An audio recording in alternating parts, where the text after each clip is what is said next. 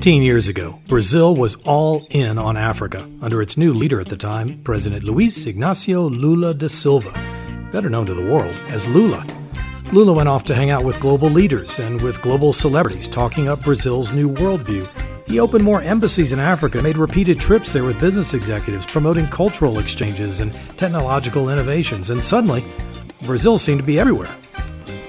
Lula pointed out that almost half of Brazilians could trace their ancestry to Africa, and he said Brazil owed a debt to Africa because the country was built on the work, sweat, and blood of Africans.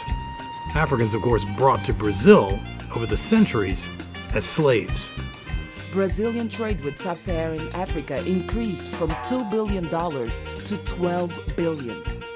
The Brazilian government has also established partnerships for sharing knowledge and technology in more than 20 African countries, and Brazilian companies are present in more than 17 countries. The energetic Lula even started up an international television channel for other Portuguese-speaking countries, including Angola and Mozambique in Africa.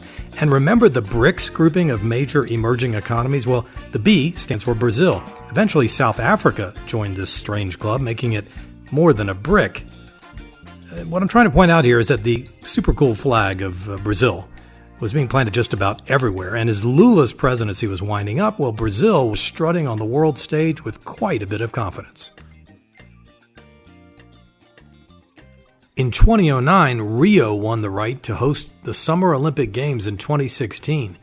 And then Brazil hosted the World Cup 4 years after South Africa, symbolically connecting the two continents in one of the world's greatest spectacles. And then the lights seemed to go out on Brazil's Big Africa Dream.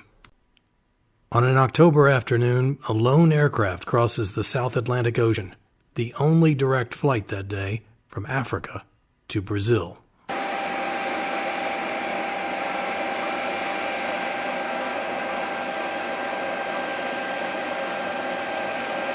Brazil's actually this close to Africa at its closest point, just 1,600 miles, about 2,500 kilometers to Senegal.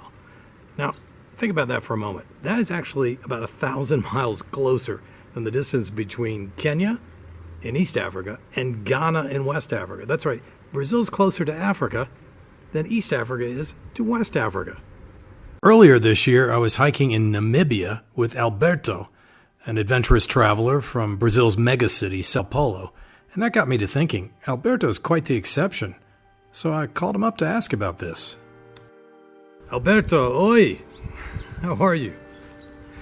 Hey, when I'm going around Africa, I see, I see Europeans, I see Italians and Brits and Germans.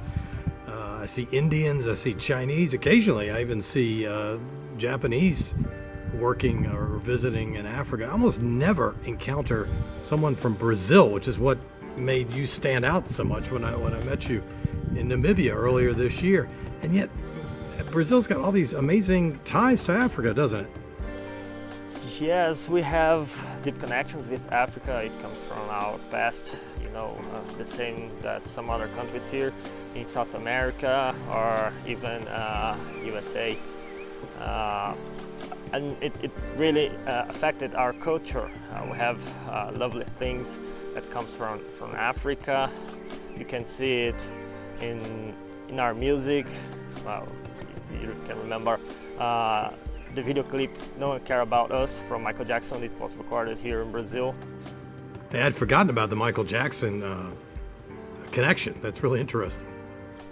You can also see on some religions here, some words from our vocabulary. In the Brazilian martial art called capoeira. Yeah, so we have really deep connections with Africa. Hey Alberto, obrigado.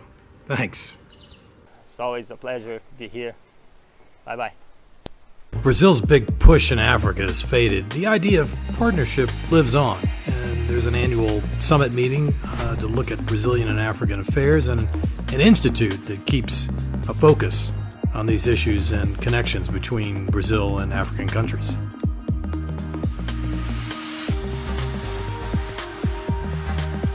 And in my recent trip video to Kenya, well, I was flying in a big piece of Brazilian hardware.